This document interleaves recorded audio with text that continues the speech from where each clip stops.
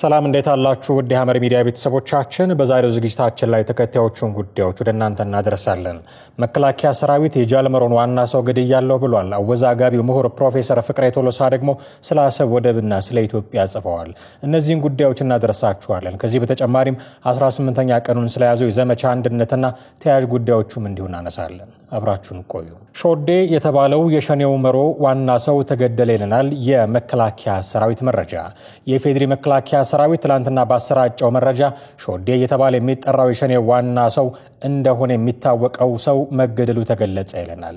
የመሮ ዋና ሰው የነበረው እንዲሁም በታንዛኒያ ድርድር ከጫካ ወጥቶ ታንዛኒያ ዳሬ ሰላም ድረስ ከመሮ ጋር ተጉዞ የሸኔ ሽብር ቡድን ተደራዳሪ የነበረው ሾዴ በተወሰደበት እርምጃ ተገድሏልም ይለናል። ሾዴ የተባለው ሰው አመራር ከታንዛኒያ መልስ ያጠቃላይ የወለጋ ዞኖች አዛዥ ተደርጎ በጃልመሮ ተሹሞ የነበረ መሆኑም የሚታወቅ ነው። ሾኔ የተገደለው ምስራቅ ወለጋ ዞን ሃሮ ሊሙ ወረዳ ገንጂ አካባቢ ከኮርማ ወንዝ ወደ ሱጊ በሚወስደው መንገድ ላይ በሞተር ሳይክል ተደብቆ ሲጓዝ የጸጥታ ኃይሎች ባገኙት መረጃ መጋቢት 26 ቀን 2017 ዓ.ም አመሻሽ ላይ እርምጃ ተወስዶበት እንደሆነ መረጃው ይጠቁማል። ከሾዴ ጋር አብረው አጅበው ሲጓዙ የነበሩ በርካታ የሽብር ቡድኑ አባላትም ተደምስሰዋል ይላል የመከላከያ ሰራዊት መረጃ። ከሰሞኑ በሰሜን ሸዋ ዞንና በሌሎችም አካባቢዎች የአሸባሪው ሻኒ ታጣቂዎች ክፉኛ እየተመቱ በቁጥጥር ስር ውለዋል ይላል መረጃው። አወዛጋቢው ምሁር ፕሮፌሰር ፍቅሬ ቶሎሳ አሰብንና ኢትዮጵያን እንዲህ ተመልክተዋታል። አሰብ ከመባሉ በፊት የታሪክ መዛግብት እንደሚያስረዱን ስሙ ተርሴስ ነበረ። ከ4000 ዓመታት በፊት ተርሴስ ብላ የሰየመችውም ተርሴስ የተባለች የጻድቁ የኢዮብ ልጅ ሚስት የሆነች ሴት ናት። ጻድቁ ኢዮብ በሰይጣን ተፈትኖ ፈተናውን አልፎ እንደገና ልጆች ወልዶ ወንዶች ልጆች ሚስቶቻቸውን ይዘው ወደ አፋር አገር ፈልሰው እንደነበረ ታሪክ ይዘግባል። ታዲያ ከሴቶቹ አንዷ የባህሩን ወደብ ስታይ ስለወደደችው ስሟን ሕያው ለማድረግ ተርሴስ አለችው። ከዚያ በኋላ ለ4000 ዓመታት ተርሴስ የተባለው ስም በመካከለኛው ምስራቅ ሲያስተጋባ ኖረ። አሰብ የተባለው ስም ከባህር ጨውነት ጋር የተያዘ በኋላ የመጣ ቃል ነው። ተርሴስ የሚለው መጠሪያ ግን ለምስክርነት በብሉይ ኪዳን ውስጥ በብዙ ቦታ ተጠቅሷል። እሱም ከአፋሮች ነጋዴነት ጋር የተያያዘ ነው። አሁን በመጽሐፍ ቅዱስ የተርሴስ ነጋዴዎች ይላቸዋል። የዚህ ምክንያቱ አፋሮች የሚያስደንቁ መርከቦች ሰርተው ብርቅዬና ውድ የሆኑ ማዕድናትንና የእርሻ ውጤቶችን እንዲሁም ለማዳ እንስሳትን እየጫኑ በድሮው ዓለም ይነግዱ ስለነበረ ነው። ንጉሥ ሰለሞን የዛሬ 3000 ዓመት ቤተ መቅደሱን ሲገነባ የግብዓት ዕቃዎቹን የአፋር ሉል፣ ወርቅ፣ ዞጺ እንዲሁም ዕጣን፣ ከርቤ፣ ሰንደልና የመሳሰሉትን አፋሮች ከተርሴስ ወደብ በመርከባቸው ጭነው ይልኩለት ነበር። እሱም የራሱን መርከቦች እዛው አሳንጾ በዛው አካባቢ ከነበረ ጽዮን ጋብረ ከተባለ ወደብ በተጨማሪ የሚያስፈልጉትን ግብዓቶች ያጓጉዝ ነበር። በስፔን አካባቢ ያለው ተርሴስ የአሰቡን ለማስታወስ ኢትዮጵያውያን በስፔንና ፖርቱጋል የሰየሙት ነው። እንዴት ቢባል የዛሬ 2030 ዓመት መጋል የተባለው የጂማና የደርዴና ንጉሥ በአፋር መርከብ ተሳፍሮ የአማራን ጦረኛ ይዞ የኦሮሞ ካህናትን ጭኖ ስፔንና ፖርቱጋልን ለአጭር ጊዜ ቅኝ ገዝቶ የአሰብን ተርሴስ ለማስታወስ የስፔኑን ወደብ ተርሴስ ስላለው ነው። ይህንን እኔ ፕሮሚስ ፉልፊድ በተባለው መጽሐፌ ለዓለም ገልጫለሁ። የአማራና የኦሮሞ እውነተኛ የዘር ምንጭ የተሰኘውና የተሰወረውና ያልተነገረው የአይሁዳውያንና የኢትዮጵያውያን ታሪክ በተባሉትም መጽሐፍቴ ጠቅሻቸዋለሁ። ተክለ ጻዲቅ መኩሪያ እንደሚተርኩልን እስከ 19ኛው ክፍለ ዘመን ድረስ አሰብ ሙሉ በሙሉ በኢትዮጵያ ቁጥጥር ስር ሳለች ሱልጣን ኢብራሂም የተባለ የአፋር ባላባት ለአንድ የጣሊያን የንግድ መርከብ ኩባንያ ጊዜያዊ ማረፊያ የሆነው ዘንድ የአሰብ ወደብን እንዲጠቀምበት ገንዘብ ተቀብሎ ተፈቀደለት፣ ሸጠለት የሚሉም አሉ። ቀስ በቀስ ግን ይህ ኩባንያ መሬቱን እንደራሱ ንብረት ቆጥሮ ለጣሊያን መንግስት መላውን ወደብ ሸጠለት። የጣሊያን መንግስትም ይህን ሰበብ አድርጎ ወታደሮች ወደዛ እየላከ ኢትዮጵያን በቅኝ ለመግዛት ወደ ውስጧ መዝለቅ ጀመረ። በላይ በምጽዋ በኩልም ለመግባት ሲሞክር የአፄ ዮሐንስ የጦር አበጋዝ ጀግናው ራስ አሉላ አባ ነጋ እንደምንም በርትተው በዶጋሊና ሌሎች ቦታዎች ድባቅ ቢመቱትም ኤርትራን በመጨረሻ ይዞ አስመራን ለመቆጣጠር በቃ። በ20ኛው ክፍለ ዘመን ፋሽስት ጣሊያን ኢትዮጵያን ወሮ ተሸንፎ ሲወጣ በዩኒየኒስት ወይንም አንድነት ፓርቲ አባሎች አነሳሽነት በርከት ያሉ የኤርትራ ሰዎች በፍላጎታቸው መርጠው ከኢትዮጵያ ጋር በፌዴሬሽን ተቀላቀሉ። በዚህ ምክንያት ምጽዋና አሰብ ለኢትዮጵያ ተመለሱ። የኢሳያስ አባት አቶ አፈወርቂም ኤርትራ ከኢትዮጵያ ጋር እንድትዋሃድ ከታገሉት ሰዎች አንዱ ነበሩ። ምንም እንኳን ልጃቸው ወደ ሻዕቢያነት ተለውጦ የኢትዮጵያን መንግስት ተዋግቶ የኋላ ኋላ ኤርትራን ከኢትዮጵያ ቢያስገነጥልም ቀደም ሲል አፄ ኃይለ ሥላሴ ለአንድነቱ ጉዳይ በጣም ተግተውበት ስለነበረ በወቅቱ እንደዚህ ተብሎ ተዘፍኖላቸው ነበር። አባ ጠቅል ሳለ ማንን እፈራለሁ፣ በኤርትራ ባህር ገብቼ ዋኛለሁ። አባ ጠቅል ኃይሌ የኢትዮጵያ ምሰሶ የተዘጋውን በር ከፈተው መልሶ። ጣሊያን ከኢትዮጵያ እስከተባረረበት ወቅት ድረስ የአሰብ ወደብን ቢይዝም የኢትዮጵያ አፋሮች ኩናማና ብሌኖች እሱን ከመጤፍ ሳይቆጥሩት አሰብ የነሱና የኢትዮጵያ እንደሆነች ያስቡ ነበር። ኢትዮጵያና ኤርትራ በፌዴሬሽን አብረው ከሆኑበትና ባለፉት የቅርብ ዓመታት ኤርትራ እስከተገነጠለችበት ወቅት ኢትዮጵያ አሰብንና ምጽዋን በእኩል ታስተዳድር ነበር። ምጽዋን አዳብራ በባህር ኃይል መርከቦች ሞልታ አሰብን ደግሞ የንግድ መርከቦች አስፍራበት ነበር። ምጽዋ ላይ የነበሩትን የጦር መርከቦች ህዋትና ሻዕቢያ ተመሳጥረው ወደ የመንና ሌሎች አረብ ሀገራት ወስደው በርካሽ ዋጋ መጣላቸው አይዘነጋም።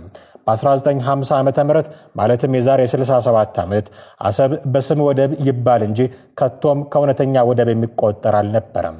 ከተማውም በቂ የመጠጥ ውሃና የመብራት አገልግሎት አልነበሩትም። አሰብ ተገንብቶ በዓለም አቀፍ ደረጃ ያገለግል ዘንድ ቀዳማዊ አፄ ኃይለ ሥላሴ አርቀው በማሰብ በዘመናዊነት እንዲገነባ አዘዙ። የወደቡም ዋና አስተዳዳሪ በመከላከያ ሚኒስቴር ስር ገብቶ የወቅቱ የመከላከያ ሚኒስትር የነበሩት በወንድማማቾቹ በገርማሜና በመንግስቱ ንዋይ መፈንቅለ መንግስት የተረሸኑት አርበኛው ራስ አበበ የመሐንዲሶቹን እቅድ አጸደቁት። የግንባታውን ብድር የተገኘው ከዩጎዝላቪያ መንግስት ሲሆን የበላይ መሐንዲሶቹ ዩጎዝላቪያኖች ነበሩ።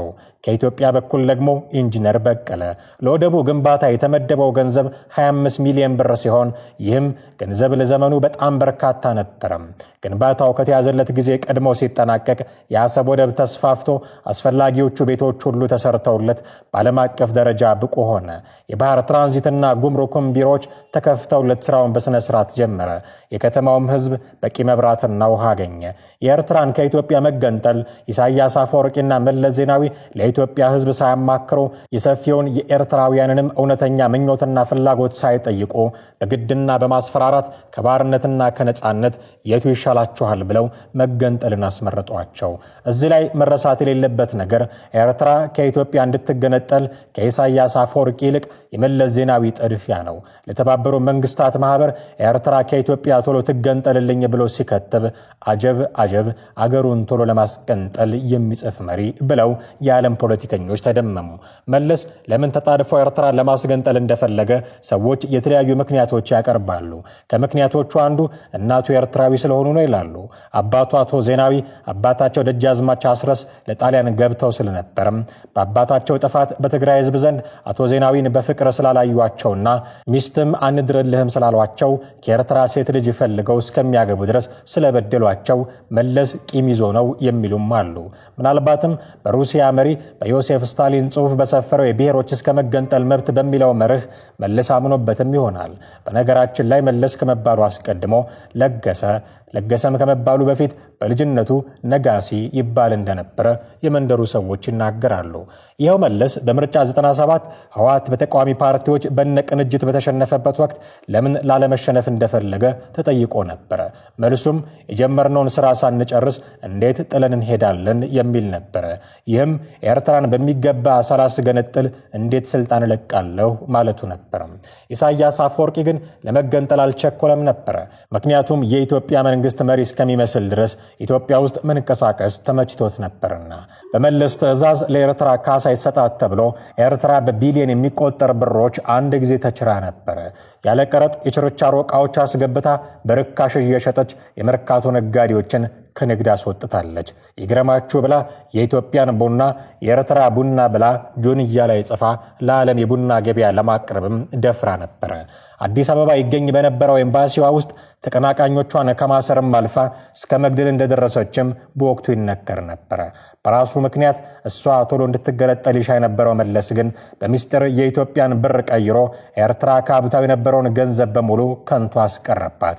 ይህም በመሆኑ ኢሳያስ ተበሳጭቶ እኔ በጀርባ ያዝዬ ወያኔን አዲስ አበባ አስገብቻት ብቻዋን ኢትዮጵያ ልትበላ ካደችኝ እያለ መናገር ጀመረ።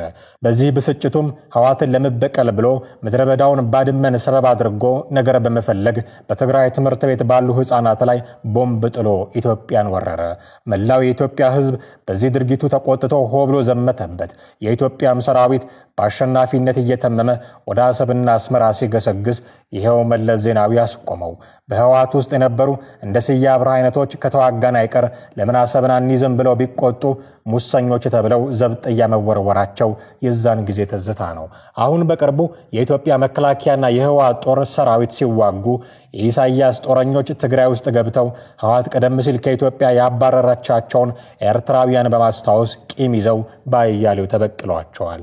ኢትዮጵያ ለኤርትራ ብዙ ነገር አመቻችታላት ነበር። ነገር ግን ኢሳያስ አፈወርቂ በቃሉ የሚረጋ ሰው ሆኖ አልተገኘም። በተለያዩ ጊዜያት ስለ አሰብ ሲጠየቅ ኢትዮጵያ በነፃ ልትገለገልበት እንደምትችል በአፉ ይገልጻል። በተግባር ግን ፍንክች ያባቢለዋ ልጅ ሆነ። በቅርቡ እንኳን አሁን ካለው የኢትዮጵያ መንግስት ጋር አሰብን በጋራ ለመጠቀም ተዋውሎ ኢትዮጵያ በሷ በኩል ያለውን ወደ አሰብ የሚወስደውን አውራ ጎዳና ብዙ ገንዘብ አፍሰሳ አነጠፈች። ኤርትራ ግን የራሷን ድርሻ አልፈጸመችም። ከነጨራሹ የተሰባበረውንና የፈራረሰውን የአሰብ ወደብ ሁሉ ኢትዮጵያ እንድትገነባላት ትከጅላለች። የኢሳያስ አፈወርቂ ዋናው ቅዠት ኤርትራን ታይዋን አድርጌ ብዙ ህዝብ ያላትን ኢትዮጵያን የሸቀጥ ማራገፊያ አድርጋታለሁ ማለቱ ነበር። ይህንንም ለመተግበር ለኢትዮጵያ የ100 ዓመት የቤት ሥራ ሰጥተናታል። እሷ በጎሳ ጦርነት ተጠምዳ እርስ በርሷ ስትፋጅ እኛ በሰላም እየኖርን በኢንዱስትሪና በኢኮኖሚ ወደፊት እመር እንላለን ሲል ታቢዮ ነበር። ዳሩ ግን ቅዠቱ ተነነበት። ለሀገሩ የረባም ኢንዱስትሪ ሳያቋቁምና የኢኮኖሚ አውታር ሳይዘረጋ ጊዜው መሸበት። ለማንም በማይበጅ ባድመ በሚባል ምድረ በዳ ይገባኛል አሳቦ ኢሳያስ አፈወርቂ ጦርነትን ጭሮ ከኢትዮጵያም ከኤርትራም በኩል ማትሰው እንዲያልቅ ምክንያት ሆነ። በዚያው በጦርነቱ ወቅትም ከባህር ማዶ መተው ወደ ኢትዮጵያ ሊገቡ የነበሩ ተሽከርካሪዎችንና ሌሎች ንብረቶችን አላግባብ ወርሶ አስቀረ።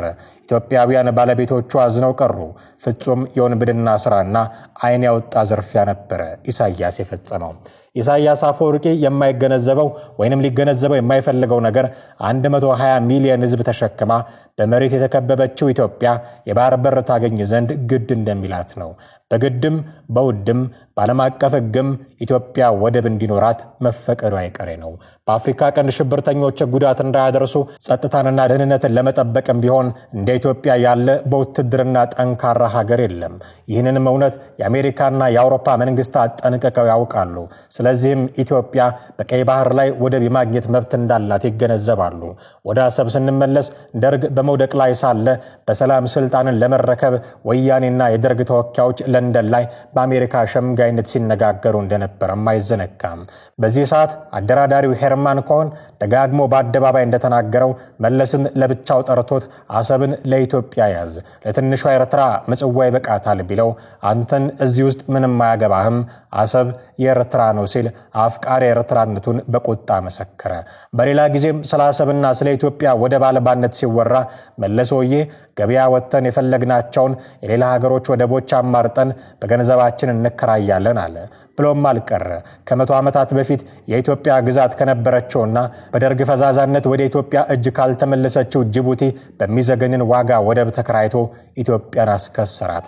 ስለ አሰብ ውሃ ሲወሳ ደግሞ ኤርትራውያኖች ቢሹ ግመላቸውን ያጠጡበት ብሎ ላፉ ለከት ሳይኖር አንቧረቀ።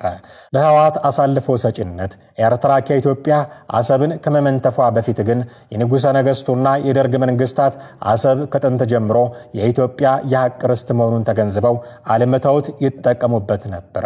እዚህ ላይ መዘከር የሚገባው በቀድሞ የሶቪየት ህብረት ተራድኦ የተቋቋመው የአሰብ የነዳጅ ማጣሪያ ነው።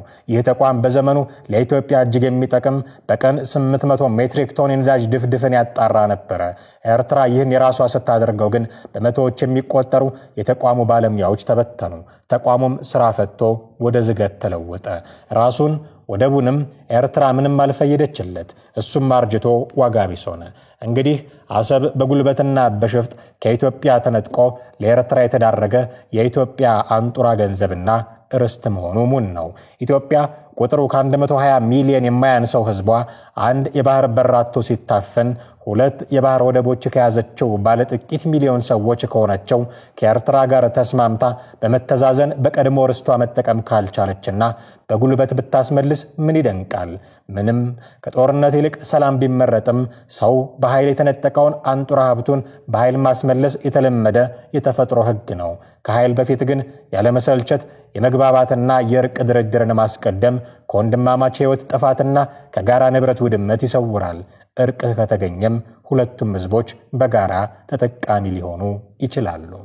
ብዙ ጉዳዮችን ለዳሰሰው ጽሑፍ ፕሮፌሰር ፍቅሬ ቶሎሳን አመስግነን ወደ ቀጣዩ ጉዳያችን ደግሞ እንለፍ። በአማራ ክልል ያለው ውጊያ አሁንም ቀጥሏል። ፋኖ እያደረኩ ነው ያለው ዘመቻ አንድነትም 18ኛ ቀኑን ይዟል። ይህንኑ ዘመቻ አስመልክቶ የጎጃም ፋኖ ቃል አቀባዩ ማርሸት ጻዩ የሰጠው መግለጫ አለ። ዛሬ 18ኛ ቀኑን ይዟል። በመላው አማራ የሚደረግ ተጋድሎ ህዝብ የማወያየቱ ኃይል የመሰብሰቡ ተጋድሎ ዛሬም በእጅጉ ጠንክሯል። የጎጃም አርበኞችም በዛሬው ዕለት በተለያዩ አውደ ውጊያዎች ገድል ሰርተዋል። ከነዚህ መካከል በአማራ ፋኖ በጎጃም 9ኛ ክፍለ ጦር አባይ ሸለቆ ብርጌድ አንድ ሻለቃ ለማፈን ከሞጣና ግንዶይን ተውጣቶ በቁጥር በርከት ብሎ ዙ 23 ጨምሮ በርከት ብሎ የሄደው የጠላት ኃይል ምንም አይነት ጉዳት ሳያደርስ እንደውም ተጠቅቶ ወደ መጣበት ተበታትኗል። የእያንዳንዱ ሻለቃና የእያንዳንዱ ብርጌድ የማጥቃትና የመከላከል አቅም ከጊዜ ወደ ጊዜ የጠነከረ መሆኑና የአብይ አህመድ ወራሪ ኃይል በፋኖ ላይ የሚያደርሰው ቅንጣት ጉዳት እንደሌለና የሚያቀደው ወታደራዊ ዕቅድ ሁሉ የሚከሽፍ መሆኑን በተግባር የታየበት ነው ዛሬ የመርጦ ለማርያም ውጊያ። ሁለተኛ መብረቁ ተፈራ ብርጌድ በዛሬው ዕለት አንድ ጀግና ወታደር የጁላ ጦር አባል የነበረን የሰራዊት አባል የነበረን 3 መሳሪያ ከሱ ጋር 4 መሳሪያ በመያዝ በጥቅሉ መብረቁ ተፈራ ብርጌድን ተቀላቅሏል። ሌላው ከሞጣ የኮር ማዘዣ ነው። ሞጣ እንደሚታወቀው ከሞጣ ተነስቶ ሎጂስቲክ ለማቅረብ ወደ ወይን ውሃ ሲንቀሳቀስ የነበረ የጠላት ኃይል በመብረቁ ተፈራ ብርጌድ አራቲና ሙገር በተባለ ቦታ ላይ በዛሬው ዕለትም ይዞት የመጣው ሎጂስቲክ ወደ ተባለው የጠላት ኃይል ሳያደርስ በመጥቆ አስክሬን ጭኖ ተመልሷል። በዚህ አጋጣሚ የቢቡኝና ወይን ውሃ የጠላት ኃይል ከአርሶ አደሩና ከገበያተኛ ገንዘብ እየቀማ ከብት እያረደ እየበላ ነው ያለው ሎጂስቲክ ሊደርሰው ባለመቻሉ ይሄም የጀግናው መብረቁ ተፈራ ብርጌድን ጥንካሬ የሚያሳይ ነው። ስለዚህ ዛሬም ከሞጣ ተነስቶ ሬሽን ጭኖ ወደ ወይን ውሃ ለመግባት ሲገሰግስ የነበረው ጠላት በመብረቁ ተፈራ ብርጌድ ተመቶ አስክሬን ጭኖ ተመልሶ ሞጣ ከተማ ገብቷል። ይህ ለ6ኛ ጊዜ የተደረገ ጀብድ ነው። በሌላ በኩል 5ኛ ክፍለ ጦር ዛሬም እንደዚሁ በስቦ ማስከዳት ስልት 30 የሚሆን የጠላት ታጣቂ ኃይልን ወደ ወርቅ አባይ ብርጌድ እሁዲት ከተማ ቀላቅሏል። ስቦ ማስከዳት በዚህ መንገድ ተጠናክሮ ቀጥሏል ማለት ነው። 7 የአዲስ ምሩቅ የአድማ ብተና አባላት 3ቱ እንደታጠቁ 4ቱ በጀሌ ዛሬ እንደዚሁ የአማራ ፋኖ በጎጃምን ተቀላቅለውናል። በሌላ በኩል ህዝብ ማወያየት፣ አባል ማወያየት፣ ሪፎርም መስራቱ በአማራ ፋኖ በጎጃም ቀጠና ጠንክሮ ቀጥሏል። ሁሉም የስራ አስፈጻሚ አካል በሁሉም ክፍለ ጦሮች ተመድቦ ከፍተኛ እንቅስቃሴ እያደረገ በሚገኝበት በዚህ ሰዓት የአማራ ፋኖ በጎጃም በሁሉም ክፍለ ጦሮች በሁሉም ቀበሌዎችና ወረዳዎች በሚደረግ ውይይት ማህበረሰባችን ዛሬም ቢሆን የአብይ አህመድን ወራሪ ኃይል እስከ መጨረሻ ለመሸኘትና የስርዓት እስከ መጨረሻ ተከትሎ ለማፈራረስ የጎጃም አማራ ከሌሎች የአማራ አካባቢዎች ጋር በመቀናጀት ቁርጠኛ መሆኑን ዛሬም በተደጋጋሚ አሳይቷል። የሚሰሩ ሪፎርሞች፣ የሚደረጉ ግምገማዎች በአጠቃላይ አዳዲስ መሪዎችን በመውለድ አዳዲስ የስራ ስልቶችን በማምጣት ተቋማዊ አሰራርን በማዘመን በማጠንከር መሪና ተመሪ በመሆን መነሻና መድረሻን የትግል ሂደትን በማወቅ ከጊዜ ወደ ጊዜ የአማራ ፋኖ በጎጃም በእጅጉ እየተሻሻለ ጠንካራ እየሆነ መጥቷል። በአጠቃላይ ህዝባችንም ፋኖውም አመራሩም በቅንጅት በቀጣይ ለሚደረገው ክተት ግንባር ቀደም ተሰላፊና ባለታሪክ ለመሆን የጎጃም አማራ አርሶ አደርና ፋኖ ከመቼውም ጊዜ በላይ ዝግጁ መሆኑን በተግባር አረጋግጦልናል። ፋኖ እንዲህ ይበል እንጂ ለአማራ ህዝብ ከፋኖ የበለጠ ጠላት የለውም ብለው የሚከራከሩ ግን ሞልተዋል። የአማራ ህዝብ ከፋኖ የሚጠብቀው ኃይል ነው የሚያስፈልገው። ፋኖ ነው እየበደለው ያለው፣ ፋኖ ነው እያወደመው ያለው፣ ፋኖ ነው እየገደለው ያለው፣ እየዘረፈው ያለው እሱ ነው፣ እያገተው ያለው እሱ ነው። ግን ሁሉ ጊዜ በእነሱ በክልሉ ውስጥ የሚያደርጉትን ነገር ለማድበስበስ ጣታቸውን ወደ ሌላ ክልል ይጠቁማሉ። አማራ ክልል ውስጥ እነሱ የሚያደርጉትን ግፍ በአማራ ህዝብ ላይ እነሱ በወለዷቸው ባሳደጓቸው የኛ ናቸው በሚሏቸው ሰዎች ላይ ይሄን ግፍ ለመፈጸም ጨክነዋል። ከናት ፍቅፍ ላይ ልጅን መንጠቅ ነው ያህል ጭካኔ ፈጽመዋል። አሁን በአማራ ክልል ውስጥ እየተካሄደ ያለው ነገር የበለጠ ተጎጂ ያደረገው የአማራ ህዝብ ነው። የህልውና አደጋን ለመከላከል ተብሎ የአማራ ህዝብ የህልውና አደጋ ውስጥ ወድቋል። በወለዳቸው ባሳደጋቸው ባስተማራቸው ኃይሎች ነው ይሁሉ። ስለዚህ ቆም ብሎ ይሄን ማሰብ ያስፈልጋል። ፋኖ እንዲህ በውጭ ሰዎች ከሚቀርብበት ትችት በተጨማሪ በደጋፊዎቹ መካከል በሚፈጠር ሰጣ ገባም በብዙ የሚፈተን ድርጅት ነው። የዚህ ማሳያ የሆነው ብዙ ጊዜ ከሚነሱ ጉዳዮች መካከል የዘመነ ካሴና የእስክንድር ነጋ ጎራ ሆኖ መሰለፍ ግንባር ቀደሙ ነው። በዚህ ዙሪያ ሐሳቡን የሰጠው ሀብታሙ አያሌው እስክንድርን ከምጠላ ስህተቶኝ ብቀመጥ ይሻለኛል እያለ ነው። ግን እንደው ተመለስ እባክህ ተመለስ ወዴት እንደው እስክንድር ነጋን ብታወግዘው ሲያምር ይቀር መመለስ ማለት እስክንድርን ማውገዝ ከሆነ አልመለስም አንድ አባባል አለ በፈረንጆቹ if loving is wrong I don't want to be right ይላል የወደዳትን ነውና መውደዴ ስህተት ከሆነ መስተካከል አልፈልግም ማለት ተሳስቼ መቅረት እፈልጋለሁ ትክክል ያለው እሱ ውስጡ የሚያዳምጠው ነገር ስህተት ቢሆን ከስህተቴ ለመማር ለመታረም ምናምን ዝግጁ I have no any single reason አሁን ባለው የትግል ሂደት ውስጥ እስክንድር ነጋን ልታወግዝና ከትግል ወጣ ልትልም ትችልበት በየመንደሩ የተዋደነ ጎጠኛ የየመንደሩን ንጉስ ለመፍጠር በሚያደርገው ጥረት ውስጥ እስክንድር ነጋ እንቅፋቱ ነው በር ዘግቷል እሱ ባይኖር ከሌመሪ ሆን ነበር እንደዚህ አይነት ካልኩሌሽን ታው አለን በቃ አይሆንም impossible የበለጠ ትግሉን መቀመቅ እየከተት ኪደ በጥቁር ነጥብ ተሳለ ይሆናል እንጂ አይጠቅምህም ይሄ እሚሻለውና አዋጩ መንገድ ተዋደህ መተ በአደባባይ እጅ ለእጅ ተያይዘ በአደባባይ አብረን ቆመናል ወንድማማቾቹ ከእንግዲህ በኋላ ጠላት ደስ አይበለው ከእንግዲህ በኋላ በእኛ በኩል የሚፈጠር ውጥረት አማራን ትግል ችግር ውስጥ አንከተውም ስትል ነው አፈን ሞልተ ከጀነራል ምግበጋ ይሰራለው ብለ ፕሮፋይል ፎቶ አድርገ አፈን ሞልተ ከሻቢያ ጋር ሰራለው ከዋት ጋር ሰራለው ብለ ስታበቃ ፖለቲካ ቋሚ ወዳጅ ቋሚ ጠላት የለው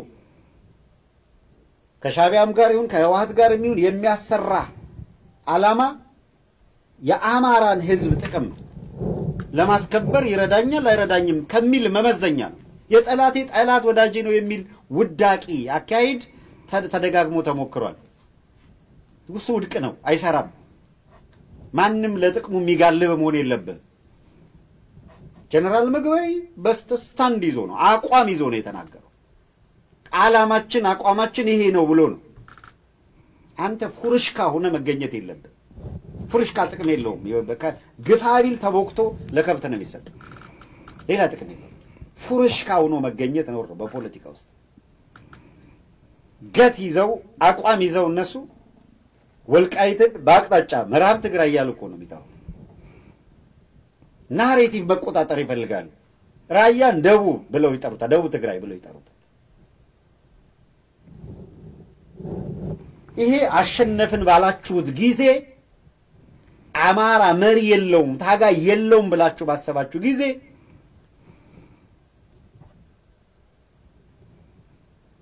ሌሎቹን አሽከሮቻችሁን በጋለባችሁበት ዘመን ያደረጋችሁት ነው በነገራችን ላይ ሐውጃኖ ለጀነራል ተፈራ በዘመኑ በኋላ ጀነራል የሆነው ሐውጃኖ ከተገደለ በኋላ መሪው ሐውጃኖ ነው የነበረው በሐውጃኖ ስር ነበረ ተፈራ ሐውጃኖን ገለው ተፈራን ጀነራል አድርገው ነው ያመጡት እንነጋገር ከተባለ ብዙ እንነጋገራለን ግባና መጽሐፉን አንብበው አመጣልሃለሁ ደግሞ እዚህ በፕሮፋይል ጠብቀኝ ያያቱን ቃል ለመጠበቅ እንዴት እየሰራ እንደሆነ ብትና አድርገን እናመጣለን በራሱ በጻፈው መጽሐፍ ላይ እዚህ ገጽ በገጽ እናነበዋለን እኔ አይደለም ሀብታሙ አያሌው አይደለም ያለው ግጥም አርጎ ጽፎ ቅድማያቶቼ ከንደርታ ናቸው ብሎ ነው የጻፈው ጀነራል ተፈራ መጽሐፉን ግባና አንብብ ገጹን አመጣልሃለሁ እዚህ ዲስፕሌይ ያደርግልሃል ስለዚህ ቅድማያቶቼ አባቴም ከዚያ ሰው ከመጣ ተቀበሉ ብሎናል ስለዚህ ከዛም የሚመጣውን ለመቀበል ዝግጁ ከሆነ ከስሮ ያለውን እንዴት እንደገፋ መንገር አለበት